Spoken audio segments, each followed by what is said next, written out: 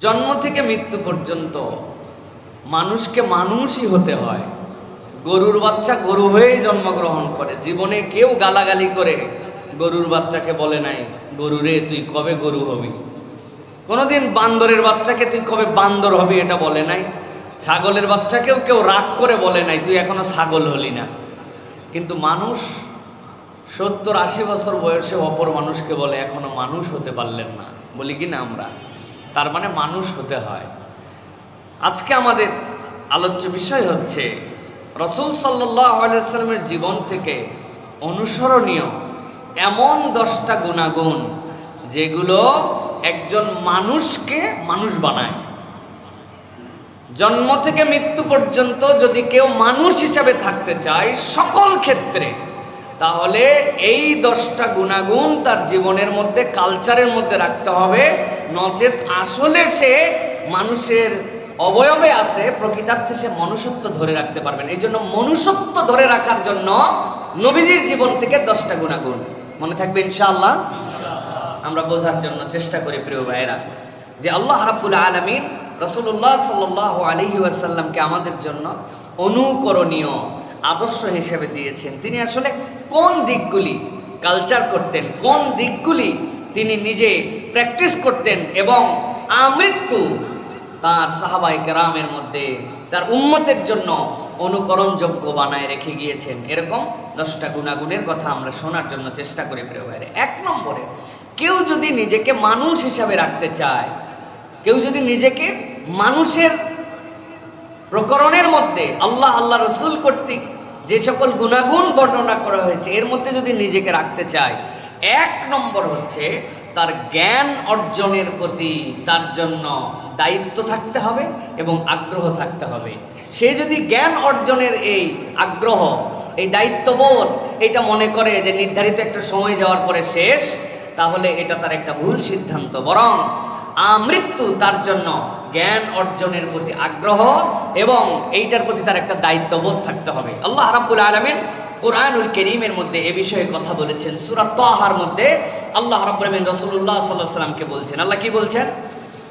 আল্লাহ রাব্বুল আলামিন বলছেন, وَكَذَلِكَ أَنزَلْنَاهُ قُرْآنًا عَرَبِيًّا وَصَرَّفْنَا فِيهِ مِنَ الْوَعِيدِ। আল্লাহ রাব্বুল আলামিন বলছেন, আমি এমনইভাবে তোমাদের জন্য আরবি ভাষাতে কোরআনুল কারীম অবতীর্ণ করেছি। আল্লাহ বলছেন কেবলমাত্র অবতীর্ণ করে শেষ করে দেই নাই, ওয়াসাররাফনা ফীহি মিনাল ওয়াঈদ। আল্লাহ বলছেন এর ভিতরে নানান ধরনের সতর্কবাণী তোমাদের জন্য দিয়ে রাখছি। একটা মানুষের জীবনে শুরু থেকে শেষ পর্যন্ত তার জন্য কোন জায়গা পর্যন্ত সে যেতে পারে, কোথায় যে সে থেমে যাবে, আল্লাহ রাব্বুল আলামিন বলছেন ওয়াঈদ হিসাবে আমি রব্বুল আলামিন সতর্কবাণী হিসাবে তোমাদেরকে এগুলা দান করেছি। আল্লাহ বলছেন কেন এগুলা দিলাম? লাআল্লাহুম ইয়াত্তাকুন, আশা করা যায় এই মানুষগুলা আল্লাহকে ভয় করবে। আল্লাহ বলছেন অথবা আরো তাদের জন্য এই জ্ঞান যে দিলাম আমি কোরআনের মধ্যে কি কাজ করবে জানো নাকি? আও ইউহদিসু লাহুম যিকরা, আল্লাহ বলছেন তাদের অন্তরের ভিতরে চিন্তার খোরাক রব্বুল আলামিন জাগ্রত করবেন। সুবহানাল্লাহ।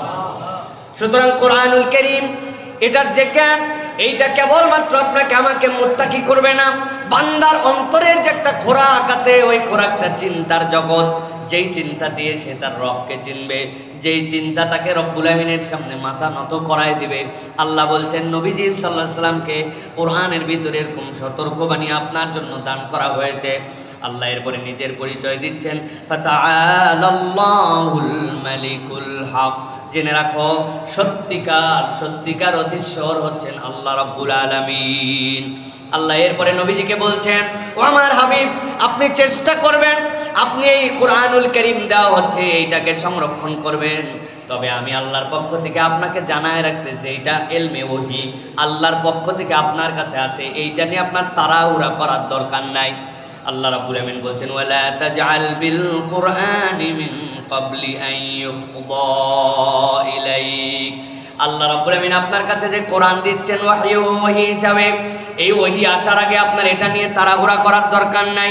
বরং আপনি আল্লাহ রাব্বুল আমিনের কাছে ফরিয়াদ করেন, ওয়াকুর রব্বি জিদনি ইলমা, ও আমার রব আপনি আমার জ্ঞান বৃদ্ধি করে দেন। ঠান্ডা মাথায় চিন্তা করেন, আল্লাহ রাব্বুল আমিন নবীজি সাল্লাল্লাহু আলাইহি সাল্লামকে কোরআন দিলেন।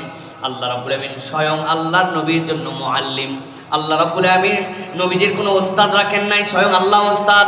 কিন্তু আল্লাহ বলছেন যে কোরআন আপনাকে দিলাম, ওই কোরআনের মধ্যে সব কিছু আপনার জন্য আছে, চিন্তার খোরাক আছে, সতর্কবাণী আছে। তবে আপনি নবী হিসাবে আল্লাহর কাছে দোয়া করেন, রব্বি জিদনি ইলমা, ও আমার রব আপনি আমার জ্ঞানকে বৃদ্ধি করে দেন। এই আয়াত দলিল হিসাবে দুনিয়ার মানুষের কাছে প্রমাণ করে যে এই ব্যক্তি জ্ঞানের সাথে সম্পৃক্ত থাকে সে আল্লাহর কাছে নৈকট্য ব্যক্তি বান্দা হয়। আর যার সাথে জ্ঞান অর্জনের সম্পর্ক নাই, কোরআনের সাথে সম্পর্ক নাই, দুনিয়ায় যত বড় জ্ঞানী হোক না কেন, কোরআনের জ্ঞানহীন ব্যক্তির আল্লাহ রাব্বুল আলামিনের কাছে কোনো দাম নাই। ঠিক কি না? আমরা এই দুনিয়াতে দেখি অনেকে বড় বড় জ্ঞানী, বিরাট বিরাট পণ্ডিত, ডিগ্রিধারী অনেক ব্যক্তিকে আপনি দেখতে পাবেন যে এই ডিগ্রিধারী তারা এমন কথাবার্তা, এমন আচরণ, এমন ধরনের তাদের বক্তব্য যুক্তি উপস্থাপন করেন যেগুলাতে সাধারণ মানুষ পর্যন্ত অনেক সময় তাদের এই আচার আচরণের কারণে তাদেরকে নিয়ে হাস্যরস করে। এই মানুষগুলোর এই অসারতার অন্যতম কারণ হচ্ছে এদের কাছে সব থাকলেও এদের কাছে দ্বীনের জ্ঞান নাই। এমনকি সালামটা পর্যন্ত শুদ্ধ করে বলতে পারে না, অথচ পড়ালেখায় বাম্পার আছে কি নাই? আল্লাহ রাব্বুল আলামিন এই জন্য বলছেন যে মূল জায়গাটা হচ্ছে মানুষ হিসেবে তুমি যদি নিজেকে আল্লাহ রাব্বুল আলামিনের কাছে গ্রহণযোগ্য করে নিতে চাও, তাহলে জ্ঞানের প্রতি আগ্রহ এবং এই জ্ঞানের প্রতি একটা দায়িত্ববোধ তোমার থাকা লাগবে। এই জন্য প্রিয় ভাইয়েরা, আমরা নিজেরা যেরকম কোরআনের জ্ঞানে জ্ঞানান্বিত হওয়ার চেষ্টা করব, সাথে সাথে আমাদের প্রজন্ম যারা তাদেরকে দ্বীনের জ্ঞান দিয়ে যাওয়ার জন্য চেষ্টা করতে হবে। তাদের হৃদয়ের মধ্যে একটা আলো ঢুকাই দিয়ে যাওয়ার জন্য চেষ্টা করতে হবে। এই আলো তো এমন আলো, যদি সাময়িকভাবে কেউ পথ হারা হয়েও যায়, কিন্তু ছোটবেলার থেকে তার দিলের মধ্যে, তার রুহের মধ্যে, তার অন্তরের মধ্যে যদি কোরআনের বেসিকটা ঢুকাই দেওয়া যায়, আল্লাহ কোনো না কোনো সময় এই আলো দিয়ে তাদেরকে আবার পথ দেখাবেন ইনশাআল্লাহ। এই জন্য প্রিয় ভাইয়েরা, আগামী প্রজন্মের প্রতি আমরা সতর্ক হই। আমরা আফসোস আর দুঃখের সাথে দেখতে পাই বাংলাদেশে বিভিন্ন সময় বিভিন্ন ধরনের কার্যক্রমের ক্ষেত্রে আমাদের বাচ্চা কাচ্চাদেরকে গিনিপিগ বানানো হয়। আমাদের বাচ্চারা যেন কালচার হয়, আমাদের বাচ্চারা যেন স্বকীয় হয়, আমাদের বাচ্চারা যেন বিরাট বড় জ্ঞানী হয়। এই জন্য তাদেরকে গান শেখাতে হবে, তবলা শেখাতে হবে, গ্রুপে গ্রুপে ক্লাসের ভিতরে নাচ শেখাতে হবে, কত ধরনের জ্ঞান দেওয়ার চেষ্টা করা হয়। অথচ এই বাচ্চারা যেন নৈতিক হয়, আদর্শিক হয়, এই বাচ্চারা যেন পিতামাতার প্রতি কর্তব্যশীল হয়, সমাজের প্রতি দায়িত্ববোধওয়ালা হয়, ভ্রাতৃত্ববোধ সম্পন্ন হয়, নৈতিক মানুষ হয়, দুর্নীতিবাজ না হয়। এই জন্য যে পরীক্ষিত সত্য ধর্মীয় জ্ঞান দেওয়া লাগবে, এইটার ক্ষেত্রে আমাদের কোনো আগ্রহ নাই, এইটার আলাপও নাই। এই শিক্ষক নিয়োগ দেওয়ার কথা বললে তখন দেশের টাকার সংকট পড়ে, ঠিক কি না? অথচ আপনি অবাক হয়ে যাবেন, আপনার আমার টাকায় যেইগুলো আমরা আমাদের যেই সরকারকে আমরা সাপোর্ট দেই, আমরা ওই টাকা দিয়ে আমাদের বাচ্চাদেরকে যা ইচ্ছা তাই শেখানোর জন্য বিভিন্ন ধরনের তারা প্রজেক্ট গ্রহণ করে। এক গভর্নমেন্ট চেষ্টা করে গেছিল, পারে নাই, এখন নতুন করে আবার তাদের মাথার ভূত আরেকজনের মাথার মধ্যে ট্রান্সফার করে দিছে।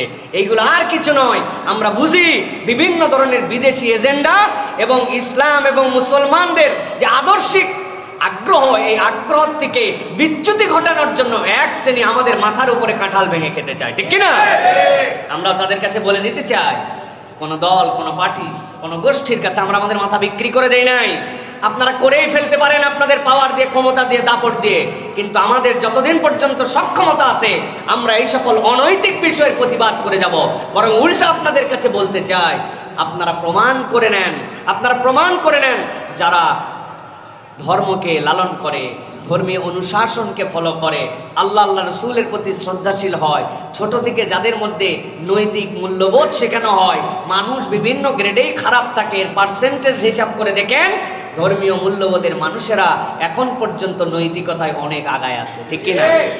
দেশে যতগুলা বৃদ্ধাশ্রম আছে, দেশে যতগুলা বাপমা দেখবেন অস্থির আছে, দেশে যতগুলা বৃদ্ধ হয়ে যাওয়ার পরে পিতামাতার সাথে সম্পর্ক ছেদ হয়ে গেছে, আপনি এর রেশিও খুঁজে দেখেন, এর মধ্যে কত পার্সেন্ট হাফেজ, কারি, ইমাম, আলেম, খতিব, মুয়াজ্জিন এরকম সন্তানদের বাপ মাকে তাদের অবস্থা যেরকমই হোক আপনি বৃদ্ধাশ্রমে খুঁজে পাবেন না। খারাপ ব্যবহারের হার থাকতে পারে, কিন্তু সেটার পার্সেন্টেজ জেনারেলের থেকে অনেক কম আপনি খুঁজে পাবেন। আপনি কোনো আলেম ওলামার বাপ মাকে এখন পর্যন্ত দেখবেন না যে মরার পরে 7 দিন তার খোঁজ খবর নাই, এরকম খবর আপনি খুব কম খুঁজে পাবেন, ঠিক কি না?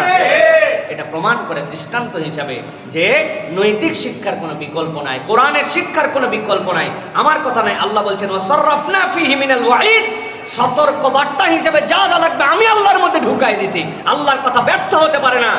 ওই মানুষ কতটুকু গ্রহণ করেছে বা না করেছে এটা তার উপরে নির্ভর করবে, কিন্তু কেউ যদি গ্রহণ করে অবশ্যই আল্লাহ রাব্বুল আমিন তার মধ্যে একটা ঈমানি নূর দান করবেন, এটা তাকে গাইড করবে ইনশাআল্লাহ। এই জন্য আমি বলবো প্রিয় ভাইয়েরা, বাংলাদেশের যে শিক্ষা ব্যবস্থায় শিশু শ্রেণীতে আমরা জানি ইসলাম শিক্ষা নাম কাওয়াস্তে পড়ানো হয়, তাও পড়ায় কে? গণিতের স্যার পড়ায়, অনেক সময় অমুসলিম টিচার পর্যন্ত ধর্মীয় সাবজেক্ট পড়ায়। দেশের টাকা কোথা থেকে কোথায় চলে যায়, কিন্তু এরকম প্রত্যেকটা স্কুলে একজন করে আলেম শিক্ষক নিয়োগ দেওয়া দরকার, যারা বাচ্চাদেরকে কোরআন শিখাবে, নৈতিকতা শিখাবে, ধর্মীয় মূল্যবোধ শিখাবে। তিনি তার প্র্যাকটিসিং জীবন দিয়ে তাদেরকে ছোট থেকে গড়ে তোলার জন্য চেষ্টা করবেন। এটা দেশের জন্য অ্যাসেট হবে, এই টাকা ওয়েস্টেজ নয়, বরং আগামীর বাংলাদেশের জন্য এটা সম্পদ হিসাবে বিনির্মাণ হবে, ঠিক না? অনৈতিক মানুষ দিয়ে কি ক্ষতি হতে পারে এটা তো আমরা দেখেছি। সুতরাং আমরা দাবি করব, আমরা পরামর্শ দিব যে দয়া করে হঠকারী সিদ্ধান্ত না নিয়া, যেই সিদ্ধান্তে দেশ যাতে উপকৃত হয় এরকম সিদ্ধান্ত আমাদেরকে নিতে হবে। আল্লাহ যেন বোঝার তৌফিক দান করেন। তাহলে 1 নম্বর জ্ঞান অর্জনের প্রতি আগ্রহ এবং দায়িত্ববোধ। দ্বিতীয়ত আমরা যদি দেখি রাসূলুল্লাহ সাল্লাল্লাহু আলাইহি ওয়াসাল্লাম বলছেন মান সালাকা তারিকান, যেই ব্যক্তি এরকম একটা পথকে বেছে নিল যেখানে সে জ্ঞান অর্জন করবে, আল্লাহ বলছেন সে আসলে জ্ঞান অর্জনের পথ বেছে নেয় নাই। নবী আপনি বলে দেন সে যেন তার জান্নাতে যাওয়ার রাস্তাকে সহজ বানায় নিল। সুবহানাল্লাহ। তাহলে এটা হচ্ছে জ্ঞান অর্জনের জন্য বিরাট উপকারিতা। সাহাবায়ে কেরাম বলতেন নবী আকরাম সাল্লাল্লাহু আলাইহি ওয়াসাল্লাম আল্লাহর কাছে দোয়া করেছেন আল্লাহুম্মা আনফা'নি বিমা আল্লামতানি ওয়া আল্লিমনি মা ইয়ানফাউনি ওয়া জিদনি ইলমা। আল্লাহ আপনি আমাকে উপকারী জ্ঞান দান করেন, যেই জ্ঞানটা আমাকে দিবেন সেটা দিয়ে আমাকে উপকার দেন, আর আল্লাহ আপনি আমার জ্ঞানকে বৃদ্ধি করে দেন। সুবহানাল্লাহি ওয়া বিহামদি। সুতরাং রাসূলুল্লাহ সাল্লাল্লাহু আলাইহি ওয়াসাল্লাম জ্ঞানের গুরুত্ব দিয়েছেন। বদরের যুদ্ধের কথা কে না জানে, যারা ইসলামকে মিটিয়ে দিতে এসেছিল সিদ্ধান্ত হলো এরপরে যে এই বন্দীদেরকে আমরা হত্যা করব না। এটা মশওয়ারার ভিত্তিতে হওয়ার কারণে আল্লাহ রাব্বুল আমিন মাফ করে দিলেন। মূলত আল্লাহর সিদ্ধান্ত ছিল এই ঝামেলা মুক্ত করে দাও, কিন্তু রাসূলুল্লাহ সাল্লাল্লাহু আলাইহি ওয়াসাল্লাম দয়াদ্রতার কারণে পরামর্শ করে বলেন কি কি পদ্ধতিতে এদের মুক্তিপণ দেওয়া হবে। এর মধ্যে একটা পদ্ধতি ছিল যে এরা যদি মদিনার 10 জন নিরক্ষরকে সাক্ষরতা জ্ঞান দিয়ে দিতে পারে, পড়ালেখা শেখাই দিতে পারে, এর বিনিময়েও যারা মুহাম্মদ সাল্লাল্লাহু আলাইহি ওয়াসাল্লামকে হত্যা করতে আসছিল তাদেরকে মুক্ত করে দেওয়া হবে। সুবহানাল্লাহ। আপনি ইলমের ক্ষেত্রে, জ্ঞানের ক্ষেত্রে এর থেকে বেশি আগ্রহী আর কোনো মানব এই পৃথিবী সৃষ্টি হওয়ার পর আর পাবেন না, যেটা মুহাম্মদুর রাসূলুল্লাহ সাল্লাল্লাহু আলাইহি ওয়াসাল্লাম আপনার আমার জন্য নজির দেখাই দিয়ে গেছেন। জ্ঞান শেখানোর জন্য আল্লাহ রাসূল সাল্লাল্লাহু আলাইহি ওয়াসাল্লাম মানুষকে প্রেরণ করতেন। মুসআব ইবনে উমাইর নবী করিম সাল্লাল্লাহু আলাইহি ওয়াসাল্লাম আসার আগে মদিনায় আসছিলেন, ঝাঁকে ঝাঁকে মানুষের মধ্যে দ্বীন দান করে দিয়েছিলেন। আল্লাহ রাসূল সাল্লাল্লাহু আলাইহি ওয়াসাল্লাম জ্ঞানের দূতকে প্রেরণ করতেন। সুতরাং মানুষ যদি মানুষ হিসেবে টিকে থাকতে চায় তার মধ্যে জ্ঞানের আগ্রহ, চর্চা, দায়িত্ববোধ এটার সাথে একটা সম্পৃক্ত থাকতে হবে। আপনাকে যে কোনোভাবে আপনার সাথে সম্পৃক্ত থাকবেন, আল্লাহ রাব্বুল আমিন আপনার মানবতাকে বিকাশ করে দিবেন। এটা তাহলে 1 নম্বর গুণাগুণ প্রিয় ভাইয়েরা। 2 নম্বরে কোনো মানুষ যদি নিজেকে মানুষ হিসেবে টিকায় রাখতে চায়, আল্লাহ এবং আল্লাহ রাসূলের পক্ষ থেকে ওই মানুষের দ্বিতীয় গুণাগুণ হচ্ছে দয়া এবং সহমর্মিতা। যেই ব্যক্তির ভিতরে দয়া থাকবে না, যেই ব্যক্তির ভিতরে সহমর্মিতা থাকবে না, ওই ব্যক্তির মধ্যে মূলত মনুষ্যত্ব থাকবে না। আল্লাহ রাব্বুল আলামিন সূরা আম্বিয়ার মধ্যে 105 নম্বর আয়াত থেকে বলতে শুরু করেছেন। আল্লাহ বলছেন ওয়ালাকাদ কাতাবনা ফিজ যাবুরি মিন বাদির যিকরি আন্নাল আরদা ইয়ারিসুহা ইবাদিয়াস সালিহুন। আল্লাহ বলছেন আমি উপদেশ দেওয়ার পরে জবুরের ভিতরে, দাউদের কিতাবের ভিতরে লিখে দিলাম দুনিয়ার শেষ পরিণতি কি হবে। দুনিয়ার শেষ পরিণতি হচ্ছে এই দুনিয়ার ওয়ারিস, এই দুনিয়ার মিরাস নামা, এই দুনিয়ার উত্তরাধিকার আল্লাহ খারাপ মানুষের হাতে রাখবেন না। আল্লাহ বলছেন কিছু সময় যদি খারাপের কাছেও যায়, আল্লাহ বলছেন আমার সৎ কর্মপরায়ণ বান্দাগণই এই দুনিয়ার উত্তরাধিকার হবে। সুবহানাল্লাহ। এরপর আল্লাহ রাব্বুল আমিন বলছেন ইন্না ফি হাযা লাবালাগাল লিকওমিন আবিদিন। আল্লাহ বলছেন এই যে তোমাদের জন্য কথাটা বললাম, এর মধ্যে পর্যাপ্ত পরিমাণে বিষয়বস্তু আছে ইবাদতকারী সম্প্রদায়ের জন্য। মুফাসসিররা ব্যাখ্যা করছেন আল্লাহ রাব্বুল আলামিন কেন এই কথা বললেন। দুনিয়ার মানুষ কেবলমাত্র কালাম পড়ে, আল্লাহর কিতাব পড়ে কেবল আল্লাহর জন্য যে ইবাদত করবে এরকম নয়, বরং দুনিয়ার এমন নিদর্শন আছে সে যদি সেইগুলার দিকে তাকায় তাহলে ওই ব্যক্তির মাথাটা অটোমেটিক অবনমিত হয়ে যাবে। সুবহানাল্লাহ। আল্লাহ রাব্বুল আলামিন এরপরে আমাদের নবীর ব্যাপারে বলছেন, আমি আমার হাবিবকে তোমাদের জন্য প্রেরণ করলাম কি হিসেবে জানো নাকি? আল্লাহ বলছেন, ওয়া মা আরসালনাকা ইল্লা রাহমাতাল লিল আলামিন। জগৎ সমূহের জন্য মুহাম্মাদুর রাসূলুল্লাহ তোমাদের কাছে পয়গম্বর হিসেবে এসেছেন, তিনি হচ্ছেন রহমত। সুবহানাল্লাহ। এই জন্য আল্লাহ রাব্বুল আলামিন রাসূলুল্লাহ সাল্লাল্লাহু আলাইহি সাল্লামকে দিয়ে দুনিয়ার মানুষের কাছে এই বার্তা পৌঁছায় দিতে চান, দুনিয়ার মানুষ তোমরা যদি মনুষ্যত্ব ধরে রাখতে চাও, একজন ব্যক্তি যদি আরেকজনের প্রতি দয়াদ্র না হও, আসমানওয়ালার দয়া তোমরা পাবা না। এই জন্য মানুষের বেসিক মনুষ্যত্ব হচ্ছে সে দয়াদ্র হবে, মানুষের প্রতি সে দয়াশীল আচরণ করবে। মানুষ হিসাবে আমাদেরকে যদি টিকে থাকতে হয় তাহলে দয়াদ্রতা আমাদের ভূষণ হবে। আমার মনটা সফট, আমি আল্লাহ রাব্বুল আলামিনের দিকে তাকায়া আমার হালটা, আমার তবিয়তটা, আমার ফিতরাতটা দয়ার সাথে সম্পৃক্ত করেছি। এটাই হচ্ছে মানবতা, এটাই হচ্ছে মনুষ্যত্ব। এর বাহিরে যদি মানুষ যায় তাহলে মানুষ হিসেবে সে দেখা যাবে, কিন্তু আসলে প্রকৃতার্থে সে মানুষ হতে পারবে না। পুরো পৃথিবীর দিকে যদি আমরা তাকাই তাহলে দেখবো আমরা এখন ক্রুয়েলিটি, এইটা হচ্ছে দুনিয়ার তবিয়ত হয়ে গেছে। মানুষের প্রতি মানুষের দয়া, সহমর্মিতা, ভালোবাসা, এইগুলোর থেকে আমরা বেরিয়ে গেছি। আমরা অনেক সময় মনে করি যে এটা ধারণ করতেছি, কিন্তু আল্লাহ রাসূল সাল্লাল্লাহু আলাইহি ওয়াসাল্লাম কতগুলো প্র্যাকটিক্যাল কাজ আমাদের জন্য দিয়ে গিয়েছিলেন, সেইগুলো আমরা করি কিনা একটু বিচার বিশ্লেষণ করতে হবে। দয়ার প্যাটার্ন আল্লাহ নবী সাল্লাল্লাহু আলাইহি ওয়াসাল্লাম আপনার আমার জন্য বলে গেছেন। আপনি কি অসুস্থ রোগী দেখতে যান? অসুস্থের প্রতি আপনার কোনো টান আছে কিনা? নাকি আপনি শুধু শুধু বলেন আমি খুব কাইন্ড হার্ট ম্যান, খুবই দয়াদ্র আমি মানুষ, কিন্তু অসুস্থ রোগী আপনি দেখতে যান না। সেটা আপনার নিকটাত্মীয় হোক আর দূর আত্মীয় হোক, আপনার খুব পরিচিত হোক আর অপরিচিত হোক, আপনি যদি এটা না করেন তাহলে আপনি ফেক মুখে মুখে কেবল বলেন, আপনি তাহলে দয়াদ্র হতে পারেন না। 2 নম্বরে, আপনি কি অপরের আরোগ্য কামনা করেন কিনা?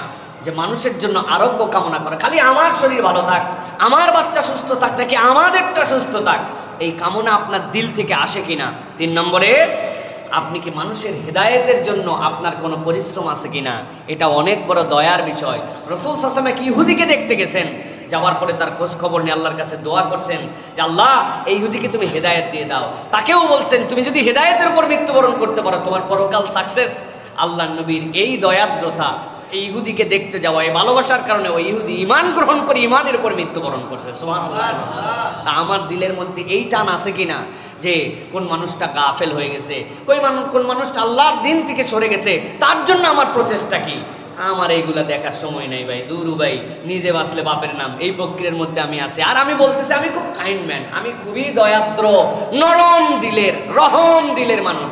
আপনি প্রমাণ দিতে পারেন নাই প্রিয় ভাইয়েরা। সুতরাং আপনাকে যদি পরিপূর্ণ মানুষ হতে হয় তাহলে দয়া এবং সহমর্মিতা এইটার উপরে আপনাকে থাকতে হবে। 3 নম্বরে যেটা, সেটা হচ্ছে পরিচ্ছন্নতা এবং ইসলামী স্বাস্থ্যবিধি মেনে আপনাকে চলা। সারাটা জীবন আপনাকে পরিচ্ছন্নতার উপরে থাকতে হবে। আল্লাহ রাব্বুল আলামিন বলছেন, ওয়ায়াসআলুনাকা আনিল মাহিদ কুল হুয়া আযান ফাতাজিলুন নিসা ফিল মাহিদ। আল্লাহ বলছেন একদম নিচু থেকে উপর পর্যন্ত সব জায়গার পবিত্রতার বিধান আল্লাহ দিলেন। কোন ধর্ম যে বিষয়ে আলোচনা করে নাই আল্লাহ রাব্বুল আলামিন সেই বিষয়ে আলোচনা করছেন। আল্লাহ রাব্বুল আলামিন বলছেন মেয়েদের যে প্রত্যেক মাসে তাদের যে অসুস্থতা হয় এইটার ব্যাপারে আপনার কাছে জিজ্ঞাসা করে তারা, ঘটনাটা কি? ইহুদিদের এক ধরনের চিন্তা ছিল, নাসারাদের এক ধরনের চিন্তা ছিল। আল্লাহ বলছেন এইটার দ্বারা কোনো মানুষ মানবিকভাবে অপবিত্র হয়ে যায় না, যদিও বিষয়টা অপবিত্র। আপনি বলে দেন এইটা তাদের জন্য একটা অসুস্থতার সময়, তবে জেনে রাখো তোমাদের জন্য দায়িত্ব হচ্ছে এই মানুষগুলার হালতটা অসুস্থতার জন্য হলেও এই মানুষগুলা কিন্তু বেসিকভাবে মানবীয়ভাবে অপবিত্র হয়ে যায় না। আল্লাহ রাব্বুল আলামিন বলছেন তবে দায়িত্ব হচ্ছে ওয়ালা তাকরাবু হাত্তা ইয়াতহুরনা ফাইযা তাতাহহারনা, যখন তারা অপবিত্র অবস্থায় থাকবে তখন তোমরা তাদের সাথে একত্রিত হও না। যখন তারা আবার পবিত্র হয়ে যায়, ফাতুহুন্না মিন হাইসু আমারাকুমুল্লাহ, আল্লাহ যেভাবে তোমাদের জন্য নির্দেশ দিয়েছেন এরপরে তোমরা তাদের সাথে সেইভাবে সময় যাপন করতে পারো। আল্লাহ বলছেন ইন্নাল্লাহা ইউহিব্বুত তাওয়াবিনা ওয়া ইউহিব্বুল মুতাতাহহিরিন, আল্লাহ তওবাকারীকেও পছন্দ করেন, আল্লাহ রাব্বুল আমিন পবিত্রতাকেও পছন্দ করেন। সূরা বাকারা 222 নম্বর আয়াতে কারিমার মধ্যে আল্লাহ রাব্বুল আমিন ডিটেইল করেছেন। বেসিক কথা হচ্ছে ইন্নাল্লাহা ইউহিব্বুত তাওয়াবিন ওয়া ইউহিব্বুল মুতাতাহহিরিন, আল্লাহ রাব্বুল আমিন তওবাকারীকে পছন্দ করেন, মুতাতাহহিরকে আল্লাহ রাব্বুল আমিন পছন্দ করেন। প্রিয় ভাইরা, আমরা যদি ইসলামের হালাল হারামের বিধানও দেখি, খাওয়ার ক্ষেত্রে দেখবেন আল্লাহ রাব্বুল আলামিন আপনার আমার জন্য বলেছেন যে কুলু হালালান তাইয়্যিব, তোমরা কেবল হালালই নয় বরং তোমরা তাইয়্যিব করে খাও। সুবহানাল্লাহি বিহামদি। কোরআনে খাবার সাথে দুইটা শব্দ জড়িত আছে, একটা আজকা আর একটা হচ্ছে তাইয়্যিব। কেবল হালাল নয়, আজকা হতে হয়, কেবল হালাল নয় তাইয়্যিব হতে হয়। বিসমিল্লাহ আল্লাহু আকবার বলে মুরগি জবাই করছি, এটা খাওয়া আপনার জন্য হালাল, কিন্তু এটা আপনার জন্য তাইয়্যিব হয় নাই। এটা উত্তম পদ্ধতিতে রান্না করা, এইটাকে পরিষ্কার পরিচ্ছন্ন করা, ধোয়া, যেটা আপনার স্বাস্থ্য উপযুক্ত সেইটা আপনার গ্রহণ করা, এটার নাম হচ্ছে তাইয়্যিব। ইসলাম আপনাকে দিক নির্দেশনা দিয়েছে। আরেকটা কি? খাদ্যের সাথে আজকা, তোমার যেটা আত্মশুদ্ধির সাথে লাগে এই রকম খাদ্য তোমার জীবনে লাগবে। সেটা কি? সেটার ক্ষেত্রে অনেক ব্যাখ্যা আছে। একটা ব্যাখ্যা হচ্ছে প্রসেসিং ফুড যত মানুষ বেশি খাবে তত বেশি তার মধ্যে স্বভাব বিকৃত হয়ে যাবে, বরং ন্যাচারাল ফুড বান্দা যত বেশি খাবে এইটার সাথে বান্দার তবিয়তের সাথে সম্পৃক্ত থাকবে। এখন দেখবেন মানুষ খালি মিষ্টি খোঁজে। ও ভাই, আপনি তো রসগোল্লা খাবেন মিষ্টির দোকান থেকে, আপনি আমড়ার মধ্যেও মিষ্টি খোঁজেন, পেঁপের মধ্যেও মিষ্টি খোঁজেন, বড়ইয়ের মধ্যেও মিষ্টি খোঁজে, স্বয়ং তেঁতুলের মধ্যেও মিষ্টি খোঁজে। কথা ঠিক কিনা ভাই? তাই মিষ্টি মরিচ খোঁজে বান্দা। কি কোন জায়গায় আমরা গেছি ভাই? আপনি খেয়াল করে দেখবেন সব সিডলেস, কোনো কিছুর মধ্যে সিড নেই। কিরে ভাই, আল্লাহ সৃষ্টি করলেন এর মধ্যে সিড দিয়া, যে ওর বীজ থেকে আপনি বীজ পাবেন, এখন সব সিডলেস আপনার জন্য, সিডলেস বানাই দিয়েছে, মানে বীজই ছাড়া সব হওয়া লাগবে আপনার। আপনি কেমনে এটা চাইলেন? এটা আজকা তো আম না। মানুষের যে ফিতরাত চেঞ্জ হয়ে যাচ্ছে, মানুষ ভিন্ন রকম আচার আচরণ করতেছে, এর অন্যতম কারণ হচ্ছে এই খাদ্যগুলার ন্যাচারালিটি নষ্ট করে এইগুলাকে কৃত্রিমভাবে আমরা আমাদের কাছে উপস্থাপন করছি। এই জন্য এইগুলা রুহানিয়াত নাই, এই খাদ্যের মধ্যে কোনো রুহানিয়াত নাই। আপনি দেখবেন আর খুঁজে পাওয়া যায় না ভাই। আগে খাদ্যের সিজন ছিল, ঠিক কিনা? এখন কোন সিজন আছে ভাই? সিজন নাই জন্য স্বাদ নাই। কপি 12 মাস পাওয়া যায়, ওরে সুবহানাল্লাহ। টমেটো 12 মাস পাওয়া যায়, আপনার যখন চাই তখন পাওয়া যায়। আমি এই জন্য অনেক চিন্তা ভাবনা করে বলছি, একটা ফলের প্রতি আল্লাহ এখন পর্যন্ত দয়া করছে, এই একটা ফল কেবল মাত্র 12 মাস পাওয়া যায় না। আল্লাহ যেন এদের মাথায় কোনো গবেষণার থেকে এটা যেন আল্লাহ না আনে, যে অন্তত লিচুটারে যেন 12 মাস না বানায়। পাকিস্তানিরা নাকি একটা ডায়লগ দেয় যে যৌবন আর হচ্ছে পুরুষত্ব আর লিচু এটা কোনো সময় অপেক্ষা করে না, এটা নির্ধারিত সময় চলে যায়, এটা থেকে যায়। তো এই একটা ফল এখন পর্যন্ত কিভাবে যেন টিকে আছে, কোন দিন জানি শুনবেন যে 12 মাসে পাওয়া শুরু হয়ে গেছে। এইটা আল্লাহ যেন হেফাজত করেন লিচুকে। ভাইয়েরা, এইটার কারণ কি? আপনি এই যে আমাদের স্বাদ উঠে গেছে, খাবার মধ্যে থেকে আজকা এই জিনিসটা দূর হয়ে গেছে। এই জন্য প্রিয় ভাইয়েরা, ইমানদারের টার্গেট থাকবে যে সে যেটাই গ্রহণ করবে এটা পরিচ্ছন্ন হবে, এটা তাইয়্যিব হবে। ইমানদার খালি হালাল খুঁজবে না, ইমানদার তাইয়্যিবের সাথে সম্পৃক্ত হবে। সুবহানাল্লাহ। এই জন্য আমি দোকানদারদের কাছে একটা পরামর্শের কথা বলি, যারা খাদ্যের বিজনেস করেন দেখবেন বরকত হয় না, বলে এত ব্যবসা করি এত টাকা রাখতে পারলাম না। অধিকাংশ দোকানে মানুষকে খাওয়ানোর ক্ষেত্রে তারা তাইয়্যিবের কালচার করেন না, তারা পাক সাপ পবিত্রতার কথা চিন্তা করেন না। যেটার মধ্যে পাক সাপ থাকবে না, যেটা মানুষ খাচ্ছে, এটা আপনার কখনো বরকতের কারণ হতে পারে না। কেউ দেখতেছে না, আপনি দেখতেছেন। যেটা আপনি নিজে খাবেন না, আপনার সন্তানকে খাওয়াবেন না, ওই খাবার আপনি মানুষকে খাওয়াই দিচ্ছেন। এক গামলা ময়লা পানি, আপনি কল্পনা করেন তাহলে চোখ বন্ধ করে, যে মানুষ খাচ্ছে ওইটার মধ্যে আপনি প্লেট ধুচ্ছেন, প্লেটে দেখা যাচ্ছে প্লেট পরিষ্কার হয়ে যাচ্ছে, তেল উঠে গেছে, চর্বি উঠে গেছে, কিন্তু এক গামলার মধ্যে 100 জনের প্লেট আপনি ধুইয়া আপনি সার্ভ করে দিচ্ছেন, মানুষ না বুঝে খেয়ে নিচ্ছে। আপনার কি মনে হচ্ছে এটা তাইয়্যিব হচ্ছে? আপনি কেমনে বরকত প্রত্যাশা করেন? কেউ দেখতেছে না। আপনি আপনার গা ঘেমে গেছে, যে এই ঘামটা অপরের জন্য অরুচিকর, আপনি আপনার রুটিওয়ালাকে দিয়ে রুটি বেলাচ্ছেন, সে কপালের ঘামের কম করে মুছে আবার আটা ওইখান থেকে তুলে সে রুটি বেলতেছে। বরকতটা আপনার কোত্থেকে আসবে প্রিয় ভাইরা? একবার কল্পনা করেন যে আপনি কত অরুচিকরভাবে মানুষকে এই খাদ্য খাওয়াচ্ছেন। আপনি কল্পনা করেন আপনি বিষ দিচ্ছেন, যে বিষ দেওয়ার পরে নির্ধারিত সময় সেটাকে অপেক্ষা করাতে হবে, তারপরে মানুষকে দিতে হবে।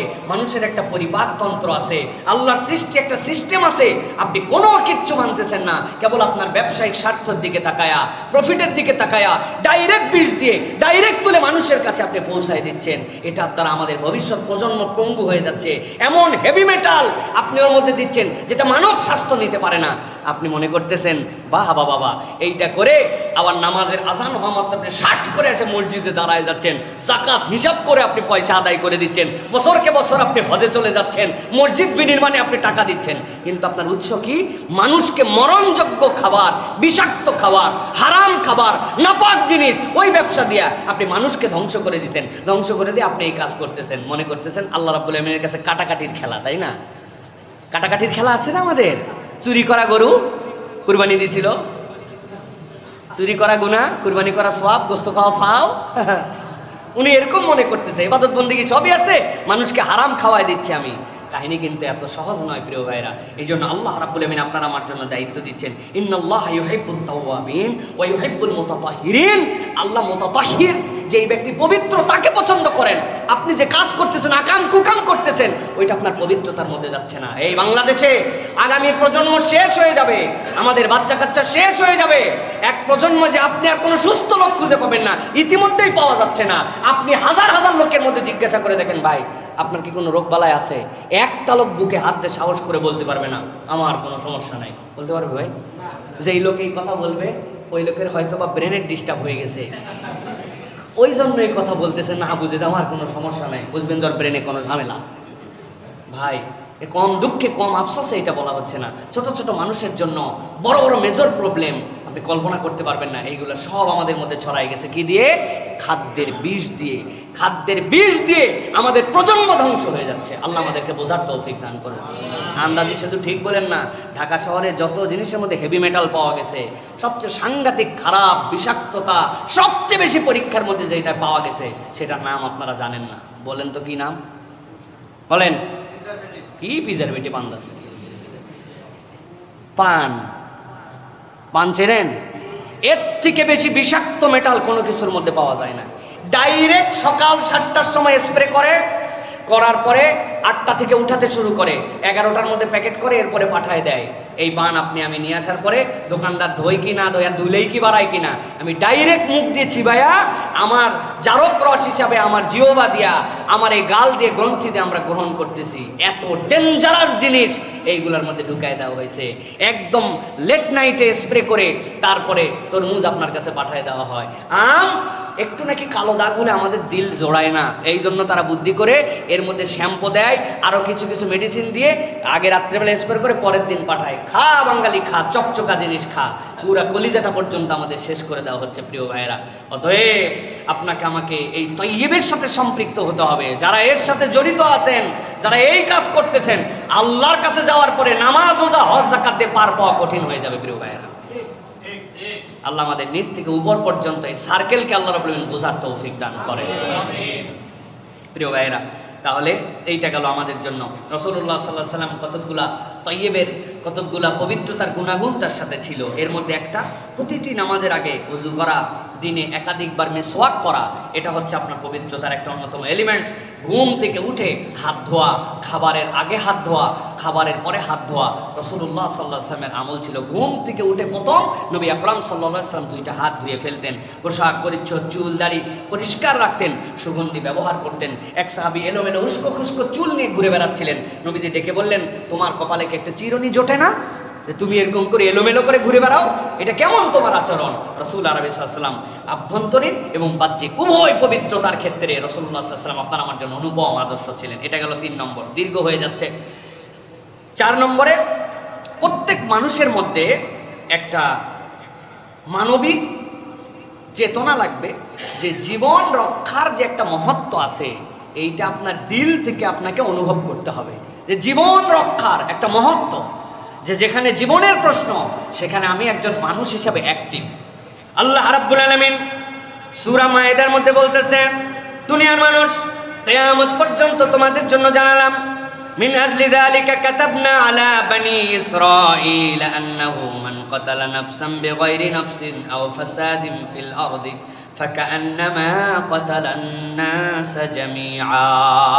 আল্লাহ বলছেন, বনি ইসরাইলের জন্য আমি লিখে দিয়েছিলাম, যে কেউ প্রাণের বিনিময়ে প্রাণ অথবা পৃথিবীতে অনর্থ সৃষ্টি করা ছাড়া অপর মানুষকে যদি হত্যা করে, হতে পারে সে একটা মানুষকে হত্যা করছে অন্যায় করে, আল্লাহ বলছেন সে যেন দুনিয়ার সব মানুষকে হত্যা করে ফেললো। নাউযুবিল্লাহ। আল্লাহ রাব্বুল আলামিন এরপরে বলছেন, দুনিয়ার মানুষ জেনে রাখো, ওয়ামান আহইয়াহা ফাকান্নামা আহইয়ান নাস জামিআ। কেউ যদি একটা মানুষের প্রাণ বাঁচানোর জন্য ঝাঁপায় পড়লো, প্রাণ বাঁচানোর মতো মমত্ববোধ তার ভিতরে দেখায় দিল, আল্লাহ বলছেন পুরা দুনিয়ার মানুষকে বাঁচায় রাখার জন্য যে সওয়াব, আল্লাহ রাব্বুল আলামিন তার আমলনামাটা যেন সেরকম বানায় দিবে। আল্লাহ রাব্বুল আলামিন বলছেন, ওয়ালাকাদ জাআতুহুম রুসুলুনা বিল বাইয়িনাতি সুম্মা ইন্না কাসীরাম মিনহুম বা'দা যালিকা ফিল আরদি লামুসরিফুন। আল্লাহ বলছেন, পয়গম্বরগণ তোমাদের কাছে এরকম অনেক নিদর্শনাবলী নিয়ে আসছেন, এরপরে দুনিয়াতে এমন কতকগুলা মানুষ আছে তারা সীমারেখা মানে না, সীমারেখা অতিক্রম করে যায়। দেখবেন এক শ্রেণীর মানুষ আছে, তাদের কালচার, তাদের তবিয়ত, তাদের স্বভাব হচ্ছে মানুষের মধ্যে ফিতনা ফাসাদ ছড়ায় দেওয়া, দুনিয়াকে শান্ত রাখা তাদের কোনো প্ল্যান নাই, দুনিয়াকে অশান্ত বানায় রাখা তাদের টার্গেট। হাজার বোঝানোর পরেও এরা কখনো মানুষের বিবেচনায়, মানুষের আসানি, মানুষের জন্য রহমদিল হতে পারে না।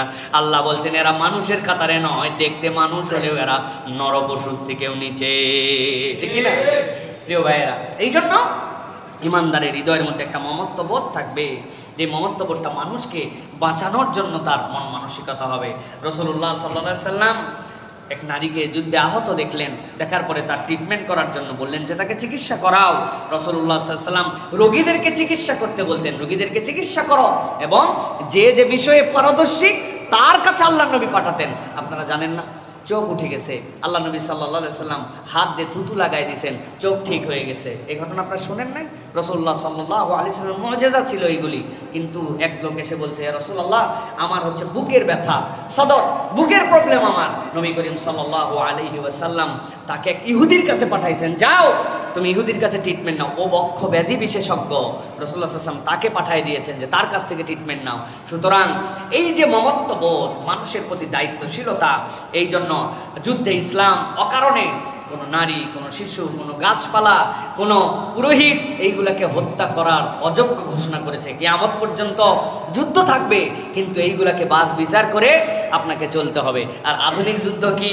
যুদ্ধ শুরুর আগে স্কুলে বোম্বিং করে, যুদ্ধ শুরুর আগে যারা নিরপরাধ আবাসিক এলাকা সেইগুলোর মধ্যে আগে মারে আতঙ্ক ছড়ায়। কথা কি বাস্তব কিনা প্রিয় ভাইরা? তাহলে ইসলাম আপনাকে বলছে আপনি মানুষ হতে পারবেন না, জীবন রক্ষার মহত্ব যদি আপনার মধ্যে না থাকে, এইটা আমাদের মধ্যে রাখতে হবে প্রিয় ভাইরা। প্রত্যেকের দিলের মধ্যে অকারণে একটি প্রাণকে আমি ঝরাই দেব বিনা কারণে, এটা আপনার মধ্যে থাকবে না। এরপরে 5 নম্বরে যেটা আমাদের লাগবে সেটা হচ্ছে ধৈর্য এবং আত্মসংযম, প্যাশেন্ট যেটা বলে, যে আমাদের ধৈর্য এবং আত্মসংযম আমাদের জন্য লাগবে। ধৈর্য না থাকলে তার কাছে আসলে কিছুই নাই। আল্লাহ কোরআনুল কারীমে সূরা নাহলের মধ্যে সুস্পষ্ট দিক নির্দেশনা দিয়েছেন। 127 নম্বর আয়াতের মধ্যে আল্লাহ রাব্বুল আলামিন বলেছেন, ওয়াসবির ওয়ামা সাবরুকা ইল্লা বিল্লাহ ওয়ালা তাহজান আলাইহিম ওয়ালা তাকু ফি যাইকিম মিম্মা ইয়ামকুরুন। আল্লাহ রাব্বুল আলামিন বলছেন যে তোমাদের জন্য আল্লাহ রাব্বুল আলামিন দায়িত্ব দিলেন, ওয়াসবির, ও আমার হাবিব আপনি সবর করেন।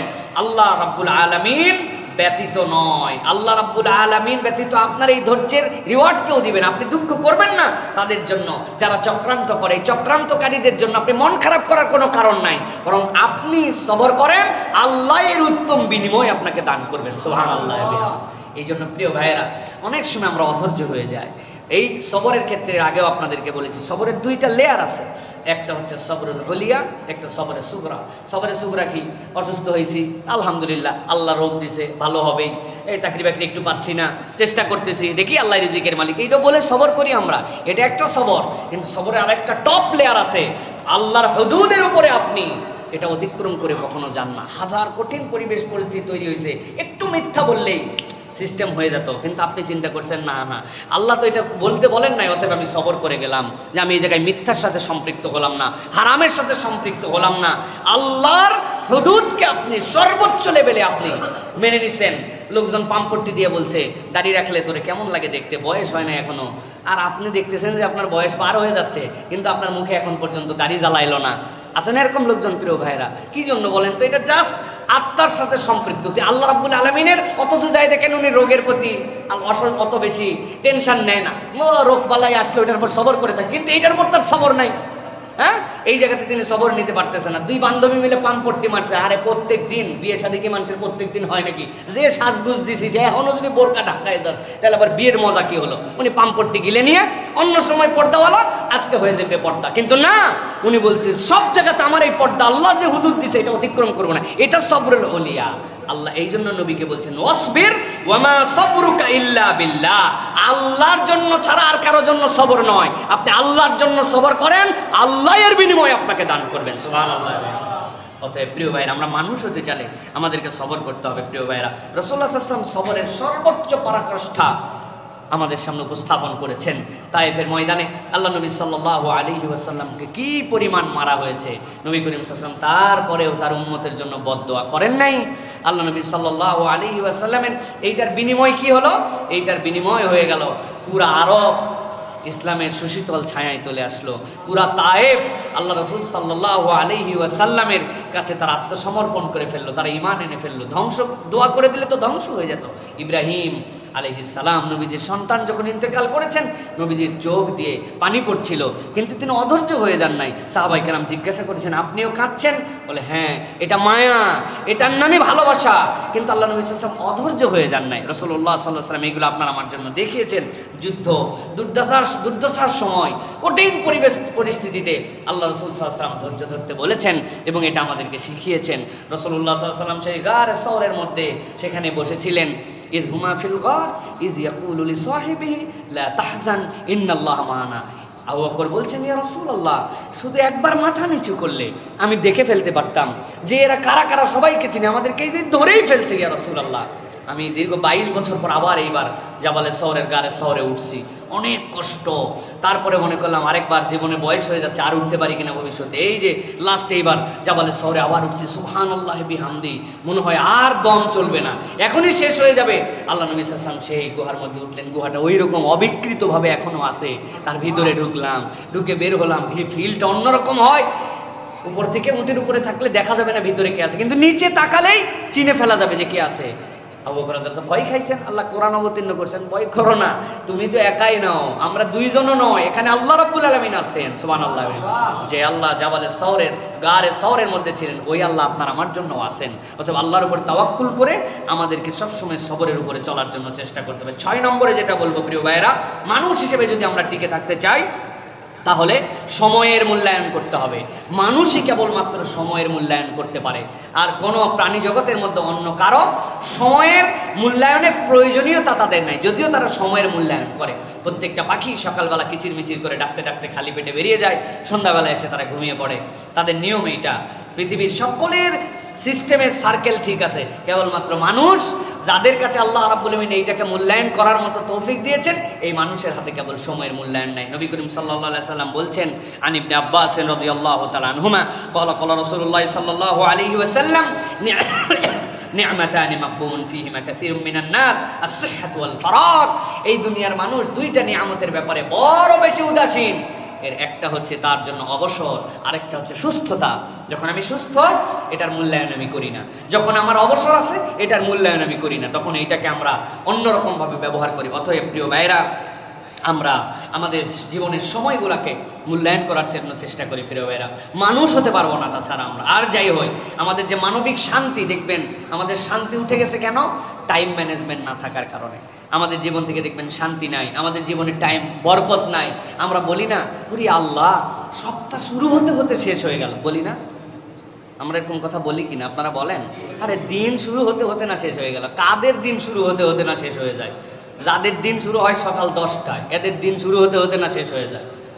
আর ওই ফজরের আউয়াল ওয়াক্তে যখন উঠা হয়, ওঠার পরে 10টা বাজতে বাজতে 2বার খাওয়া লাগে, এমন খিদা লাগে। আপনি কোথার থেকে আসেন? আপনি দিন শুরু আর শেষ সকাল ফজরের আজানের আগের থেকে আউয়াল ওয়াক্তে যদি ফজরের আজান হয়, মক্কা শরীফে আমরা 4:13 আমরা মক্কায় সালাত আদায় করতাম।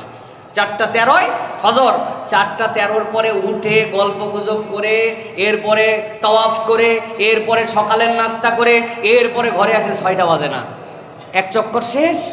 আপনি বলছেন দিন শেষ হয় না, দিন তো 7টা পর্যন্ত।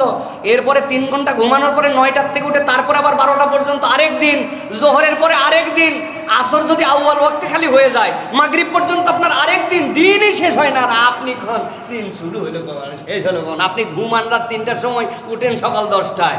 আপনার ফজর কখন আর আপনার আসর কখন? প্রিয় ভাইয়েরা, এই জন্য প্রিয় ভাইয়েরা, দিন, এই যে নামাজ, দাওয়া, সমাজসেবা, এগুলো আপনার একটা সার্কেলের মধ্যে থাকতে হবে, টাইম ম্যানেজমেন্টের মধ্যে থাকতে হবে। দিনের ওজিফাগুলো যদি আপনার না থাকে, দিনের বরকত কোত্থেকে আসবে? ফজরের নামাজ পড়লাম, শাট করে উঠে দৌড়তে বের হয়ে গেলাম, ফজরের ওজিফাই আপনি আদায় করলেন না।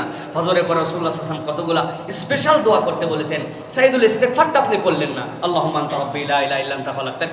আপনি কেমনে মানুষ ফজরের নামাজের পরে আপনি আয়াতুল কুরসি পড়লেন না? আপনি রাদিতু বিল্লাহি রাব্বান ওয়া বিল ইসলামি দীনান ওয়া বি মুহাম্মাদিন নাবিয়্যুন ওয়া রাসূলা, আপনি দোয়া করে আপনার সকাল শুরু করলেন না। আপনি আপনার সকালের সৌন্দর্য আল্লাহ রাব্বুল আলামিনের কাছে উপস্থাপন করলেন না। আপনার কিভাবে আপনার দিন তাহলে টাইম ম্যানেজমেন্টের মধ্যে যাবে? এই আজকারগুলা আমার রুহের খোরাক। আমার যেরকম মুখের খাদ্য আছে, ওরকম আমার রুহের খাদ্য আছে। ওই রুহ অস্থির হয়ে যাবে, ওই রুহ কোনো কিছুতে আপনাকে প্রশান্তি দিতে পারবে না যদি ওর মধ্যে সকাল সন্ধ্যার জিকির না থাকে। আপনি আল্লাহর কাছে বলেনই নাই সকালবেলা বিসমিল্লাহিল্লাযী লা ইয়াদুররু মা ইসমিহি শাইউন ফিল আরদি ওয়া লা ফিস সামা ওয়া হুয়াস সামিউল আলিম আশহাদু আল্লা ইলাহা ইল্লাল্লাহু ওয়াহদাহু লা শারীকা লাহুল মুলকু ওয়া লাহুল হামদু ইউহয়ী ওয়া ইউমীত। আপনি বলেনই নাই, এই তাসবিহাতে আপনি শুরু করেন নাই। কেমনে দিন শুরু হবে প্রিয় ভাইয়েরা? মাত্র 5 মিনিট, কিন্তু এইটা আপনার জন্য $1 মিলিয়ন প্রজেক্ট। এইটা আপনার রুহের মধ্যে এমন প্রশান্তি দিয়ে দিবে, সাধারণ মানুষদের দূরের কথা, আমরা যারা রাত দিন মানুষের জ্ঞান দিয়ে বেড়াচ্ছি, ওয়াজ করে বেড়াচ্ছি, আমরা নিজেরা সকাল সন্ধ্যার তাসবিহ পড়ার মতো আমাদের সময় নাই। খালি সালাম ফিরানো দেরি, মোবাইলটা অন করে নোটিফিকেশান চেক করতে 1 সেকেন্ড দেরি নেই। মনে হচ্ছে মোবাইলে হাত না দিলে পৃথিবীর টাইম বোম সেট করা আছে, এটা অফ করা লাগবে। আমার টাইম বোমের হাত আমার হাতে, পুরো পৃথিবী ধ্বংস হবে কি হবে না এটা আমার সাথে সম্পৃক্ত, এরকম একটা ভাব নিয়ে আমরা চলাচল করতেছি। এই কথা বললেন না প্রিয় ভাইয়েরা?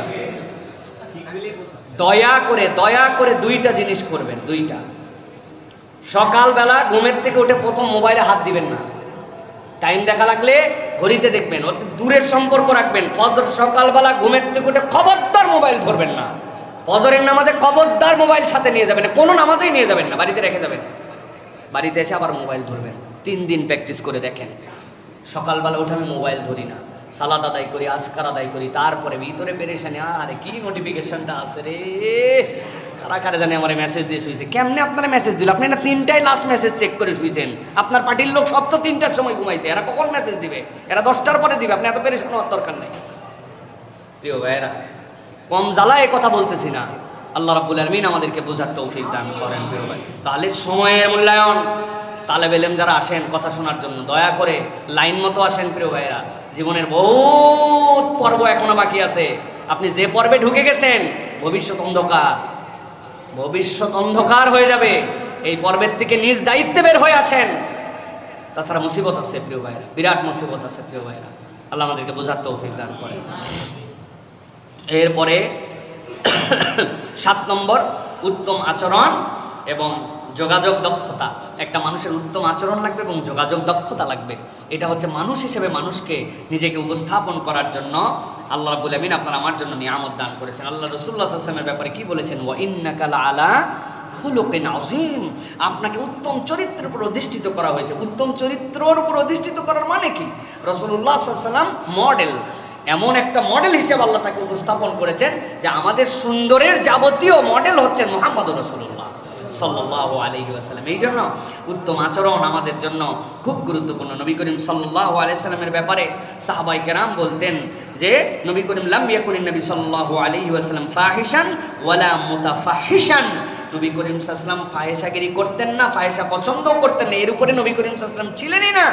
ওয়া কানা ইয়াকুল, আর রাসূলুল্লাহ সাল্লাল্লাহু আলাইহি ওয়াসাল্লাম বলতেন ইন্না মিন খিয়ারিকুম আহসানুকুম আখলাকা। তোমাদের মধ্যে উত্তম সে যার চারিত্রিকভাবে উত্তম, যে চারিত্রিকভাবে উত্তম সেই তোমাদের মধ্যে সর্বোত্তম। সুবহানাল্লাহি ওয়া বিহামদিহি।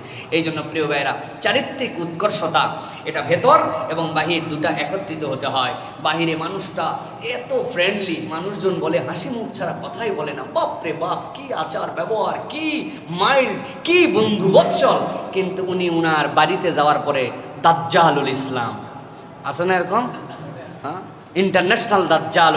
উনার স্ত্রীর সাথে উনি খারাপ ব্যবহার করে, উনি ভিতরে যাওয়ার পরে একদম কটুবাক্য ছাড়া কথা বলে না, গালাগালি উনার তবিয়ত, এই ধরনের কিছু কুৎসিত চরিত্রের মানুষ আপনি দেখতে পাবেন প্রিয় ভাইয়েরা। এই জন্য আমাদেরকে ভেতর এবং বাহির এই দুই জায়গাতেই আমাদেরকে উত্তম আদর্শ উপস্থাপন করতে হবে। উত্তম আদর্শ ছাড়া আমরা আল্লাহ রাব্বুল আলামিনের কাছে উপস্থাপিত হতে পারবো না। উত্তম আদর্শ আপনার মধ্যে আছে, এটা প্রমাণ কি? রাসূলুল্লাহ সাল্লাল্লাহু আলাইহি ওয়াসাল্লামের জীবন থেকে কতগুলো জিনিস আপনার জীবন লাগবে। নবীজি ছোট বাচ্চা কাচ্চার সাথে খেলতেন। মদিনার শিশুদের এরকম এক্সেস ছিল, আহা কি মানুষ ছিলেন রাসূলুল্লাহ সাল্লাল্লাহু আলাইহি ওয়াসাল্লাম। যার মন চাইছে আল্লাহ নবীর হাত ধরে, জেনে মন চাইলে টাইনে নিয়ে চলে যেত। এই লোকটারে পাইছি তো পাইছি, নবীজিরে টাইনে নিয়ে একজন এদিক গেছে, একজন নবীও টাইনে তার সাথে যান। ওরা জানতো টানলে এই ব্যক্তিটা আমাদের সাথে আসবেন আর মাইন্ড করবেন না। সুবহানাল্লাহ। কেন বিলিভ দ্যাট? আপনারা আমার একটা বাচ্চা টাইনে নিয়ে যাচ্ছে যে আসেন তো এই কোনার দিকে বল খালি ড্রেনের মধ্যে পড়ে যায়, আপনি ফিল্ডিংটা এই কোনায় দাঁড়ান। বেয়াদব, তোর বাপ কিছু শিখায় না, বেয়াদব কোথাকার মুরব্বী মানুষের হাত ধরে টাইনে নিয়ে উনি বল ঠেকানোর জন্য নিয়ে আসছে। আদব নাই, লেহাজ নাই। ঠিক এই রকম কাজটাই মদিনার শিশুরা নবী করিম সাল্লাল্লাহু আলাইহি ওয়াসাল্লামকে নিয়ে যেত, যে আমাদের পার্টিতে লোক কম, অপর পার্টিতে লোক বেশি, আপনি দুধ ভাত, আপনি আমাদের সাথে আসেন। নবী করিম সাল্লাল্লাহু আলাইহি ওয়াসাল্লাম বাচ্চাদের সাথে খেলতেন, তাদের সাথে মিশতেন। সুতরাং আপনি বলতেছেন আমার খুব উত্তম আচরণ, কিন্তু আপনার বাচ্চাদের সাথে সম্পর্ক নেই। বাচ্চা কাচ্চা উল্টা আপনার আতঙ্কে থাকে। মসজিদে এসে খালি একটুখানি কথা বলছে, আপনি তো নামাজ কালাম শেষ করার পরে যে যারা যাচ্ছেন, ওরে ওরে বাবা রে বাবা, ও আর জিন্দেগিতে মসজিদমুখী হবে না। এরকম অনেকগুলো খাটাস মার্কা বুড়া আছে না আমাদের? বাবারে এত জোরে বললেন ভাই, আহা এইটা কোনো চরিত্র হতে পারে না প্রিয় ভাইয়েরা। 2 নম্বরে যেটা সাহাবারা বলতেন, আহা নবীজি যার সাথে কথা বলতেন ওই লোক বিশ্বাস করত আল্লাহর নবী আমার থেকে বেশি কাউকে ভালোবাসেন। জেনারেলি সকলেই মনে করতো তাই। কি অবাস্তব আচরণ তার মধ্যে ছিল। মানুষ মনে করতো আল্লাহর নবী আমাকেই সবচেয়ে বেশি ভালোবাসেন। এশার আজান হয়ে গেছে, নামাজে দাঁড়াই গেছেন সাহাবাই কেরাম, একজন যা আরবি একজন বেদুইন আসলো, নবী করিম সাল্লাল্লাহু আলাইহি ওয়াসাল্লাম মুসাফা করলো, দরজার সামনে দাঁড়ায়, মোহাম্মদ কেমন আছো, তোমার অবস্থা কি, তোমার ভাল পুস্তি কি, আমার অবস্থা তো জানো না, এই বিপদের মধ্যে পড়ছে, এ কামত শেষ।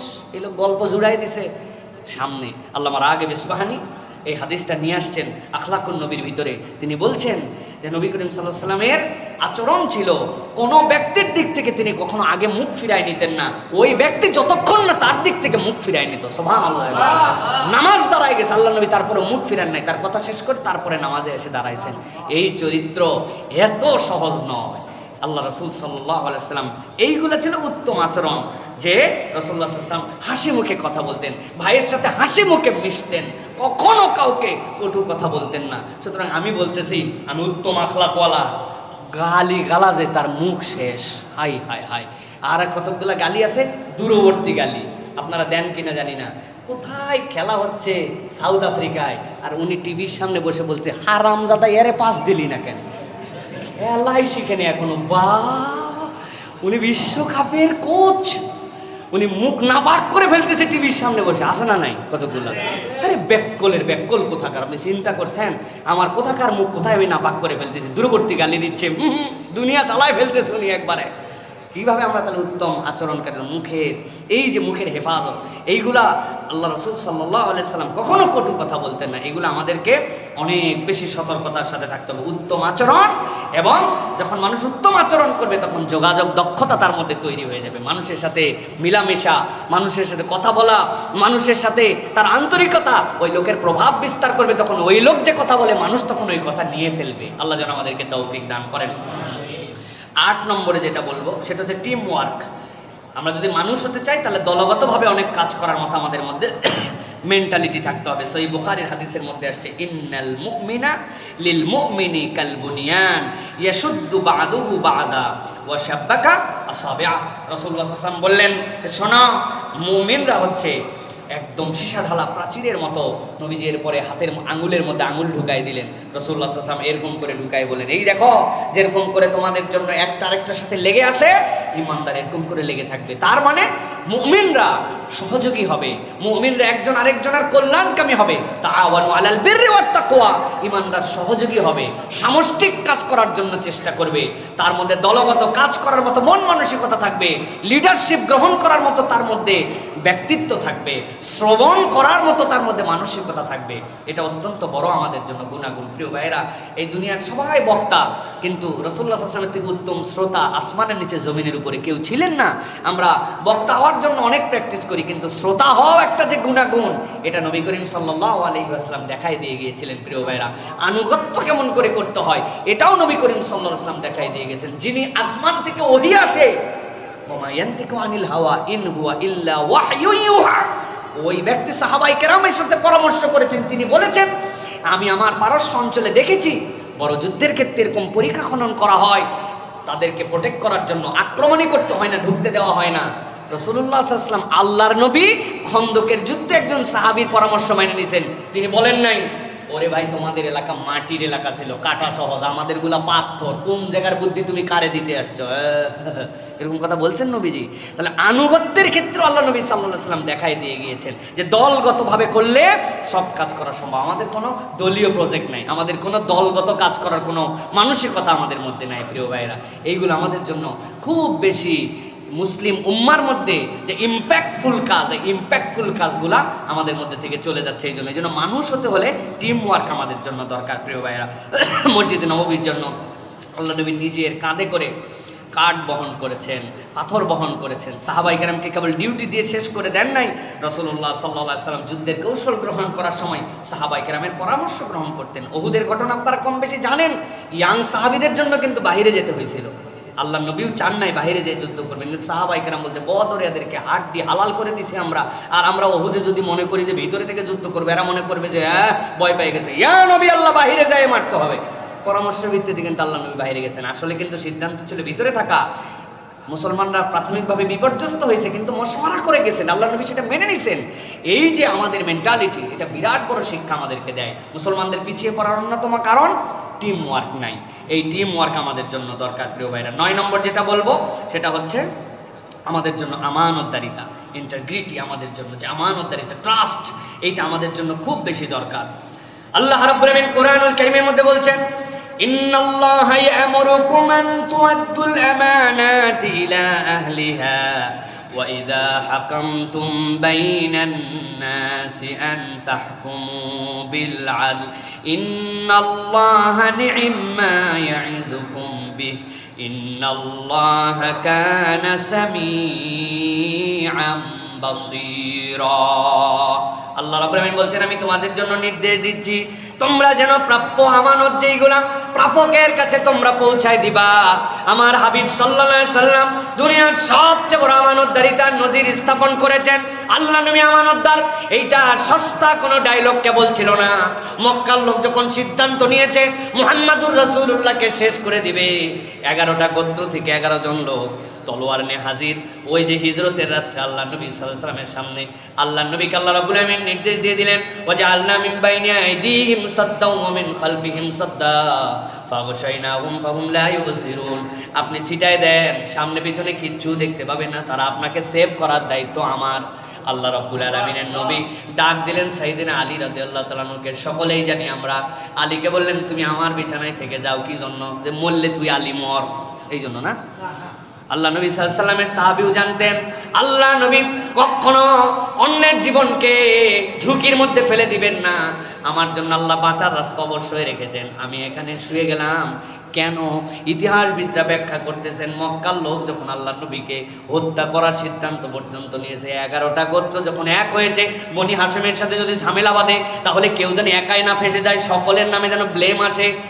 কিন্তু ওই মানুষগুলা যারা আল্লাহ নবীকে হত্যা করবে জানে, ওই মানুষগুলা নিজের বউরে বিশ্বাস করতে পারে নাই, বাপরে বিশ্বাস করতে পারে নাই, গোত্রপতিরে বিশ্বাস করতে পারে নাই। ওরা জানে নবীরে হত্যা করবে, তারপরেও তাদের আমানতগুলা ফেরত নেয় নাই। ব্যবসার টাকা নবীর কাছে, স্বর্ণালঙ্কার নবীর কাছে, তাদের সিরিয়ায় যাওয়ার আগে যেই সম্পদ লাগবে ওইগুলো আল্লাহ নবীর কাছে গাঁটটি বেঁধে বেঁধে রেখে দিয়েছে। মানুষটাকে মারতে চায়, তারপরেও তার কাছে আমানতদারিতার কোনো অনিশ্চয়তা তাদের নাই। সুবহানাল্লাহ। এই ছিলেন মুহাম্মদুর রাসূলুল্লাহ সাল্লাল্লাহু আলাইহি ওয়াসাল্লাম, এমন আমানতদার।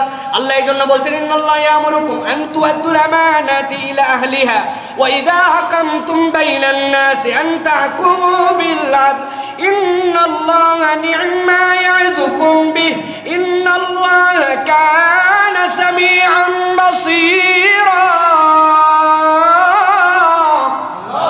আল্লাহ বলছেন, দুনিয়ার মানুষ, তুমি যদি মানুষ হতে চাও তাহলে তোমার প্রাপ্ত আমানত মানুষকে হক অনুযায়ী পৌঁছায় দাও। বাপ বলে গেছিল, তুই বড় সন্তান রে, আমি তো মিরাজনামা দিয়ে যেতে পারলাম না, সম্পদগুলা সমানভাবে বন্টন করে দিস। উনার মরার সময় হয়ে গেছে, 2 বার হজ করা শেষ হয়ে গেছে, বোনের সম্পদ এখন পর্যন্ত ভাই দেয় নাই। এরকম 100% সলিড মুসলমান আমাদের সমাজে আছে না? না, আহা। আল্লাহ রাব্বুল আমিন বলছেন এই জন্য, ওয়াইদা হাকামতুম বাইনান নাসি আন তাহকুমু বিল আদল, বিচার ফায়সালা যদি করো, পক্ষপাত দুষ্টতা করো না, তুমি মানুষ হতে পারবে না, তাহলে সঠিক বিচার তুমি করো।